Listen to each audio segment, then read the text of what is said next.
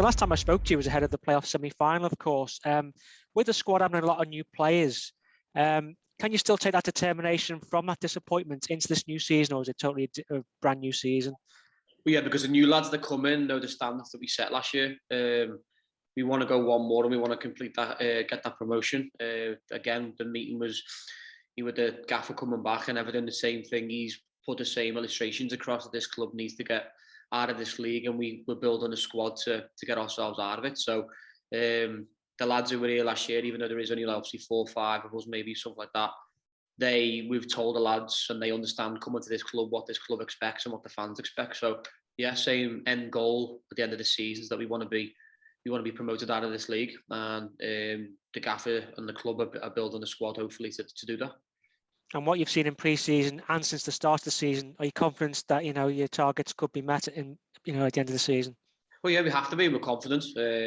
We all know what we want to do, where we want to be come the end of next May.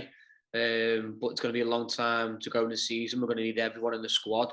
Like I've already mentioned, I think the gaffer's building a squad ready to fight on all fronts. We've got competition in places all over the pitch. And if anything, it brings a competitive side out of it. It's a great set of lads. A lot of boys that we all know and that we've played over the years. But yeah, it's a great mix.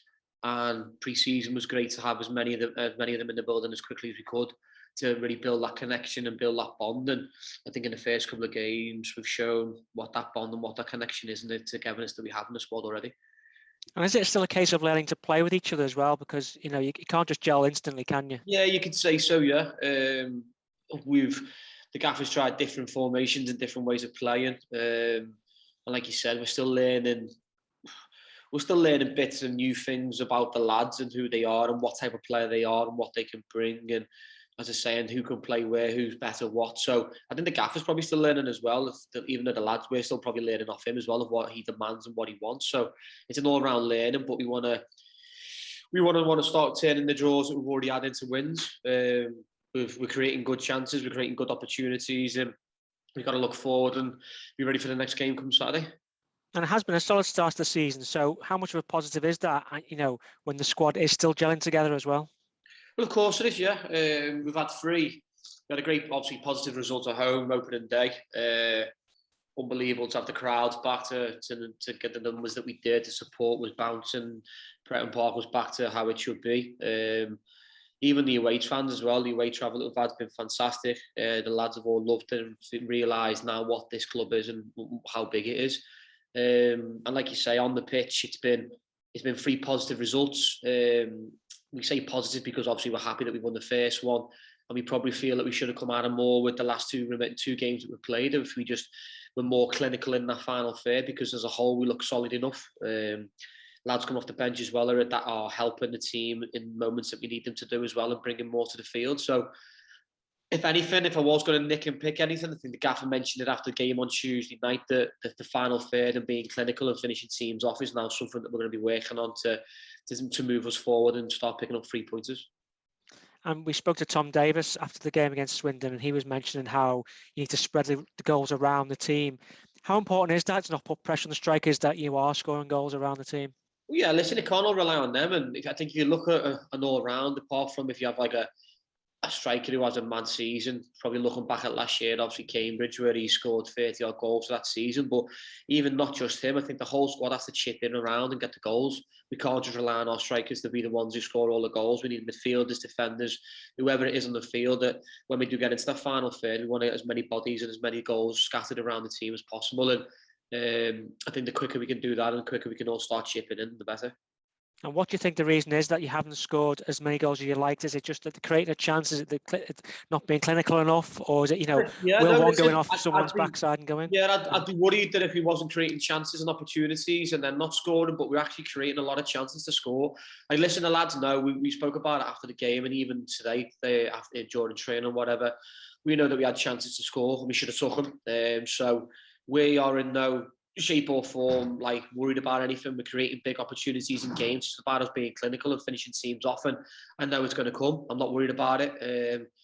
Again, the lads who were in here now, who were fighting, again, we're creating big opportunities for everyone, set pieces, open play, counter attack. You know what I mean? We're bringing a lot of chances to each game. So And we know behind the door, behind the gates and behind the doors that the gaffer and they're still trying to bring in a few more as well. So it's all positives, and it's been a really exciting start. I'm happy with it. I think the gaffer's happy with it. The players are all happy, but we know that we can step on another 5-10% and kick on even more. And you've been speaking about playing in front of the fans. Has playing in the games felt different? Not just having the fans' noise, but have the games felt a bit more edgy, if you know what I mean? Obviously, compared to last year, we're playing in front of nobody. They're completely opposite. You know what I mean? But for me, it's the best feeling.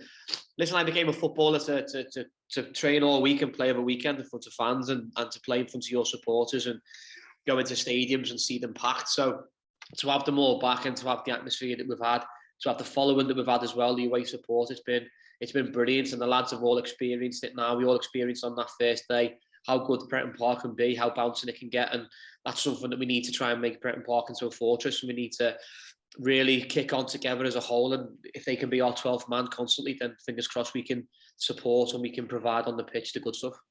And you'll be coming up against a player you'll know well in Kevin Ellison, 42, still scoring goals in Newport as well. Yeah, listen, fair play to him. He's had an incredible career to still be going at that age.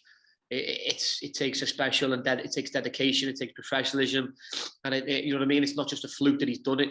He's grafted hard, and he deserves to still get them deals, because at the end of the day, he's still scoring goals. Hopefully, he won't be scoring any goals on Saturday, but we've got lads of our own here now. I think Merv turns 40 come the weekend. He's been unbelievable for us at the end of last season when Scotty got injured, and even the start of this season has been unbelievable for us. Clark, he's well at the back, 39 years old. He played 46 games out of 46 last year in the league, and they're still, and it takes for them, and we see their professionalism day in, day out. So I'm sure Kev's exactly the same, looks after himself well and deserves all the plaudits that he's getting. Well, that was my next question about Joe being 40 on Saturday. You've got a vast experience yourself, but can you still learn off him? And you like Peter Clark as well, you know, how they keep their fitness and stuff like that. Yeah, of course you can. You know what I mean? You come into the building every day, and I'm 32, touching 33, and people class you as old. But when you're working with lads who are 39, you see what he does on a day-in, day-out basis. The pair of them, they're in early, they're working hard in the gym. The training standards don't drop. They're always giving it everything they've got. After training, they're going back in the gym to recover, do things properly, ice, whatever. And they're obviously looking after themselves out of the pitch as well, because listen, at the end of the day, the physiques and the fitness that they're proving day in, week out is there for all to see. So the professionalism and the dedication that they bring to themselves, it's a credit to them. And we're very lucky, in my opinion, to have both of them still playing with us, and the experience they can bring to a lot of the lads, the new lads that we've brought in, shows them what can really be done if you look after yourself well.